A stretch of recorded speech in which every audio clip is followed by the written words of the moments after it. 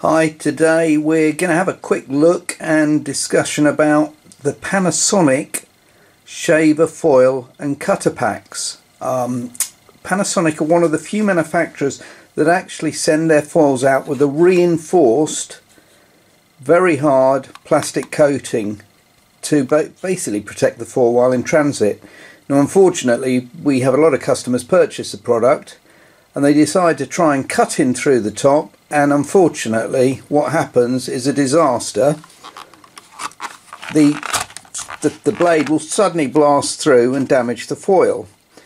Now it's quite easy to see. Panasonic put a small raised flap here, so all you really need to do is just get hold of the flap, raise the flap, and out comes the part very easily. However, if you've tried going through the top, you've got a foil that you've broken and damaged. And we always get the call to say, we've received the part and it's broken.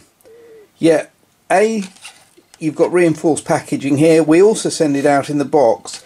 And there's always the telltale sign of a blade that's ruptured the top of the packaging. So the video today is just to highlight, and hopefully some customers will Google how to open their packaging properly, and that's the answer. Pull on the flap, your foil will come out protected, and everything will be good.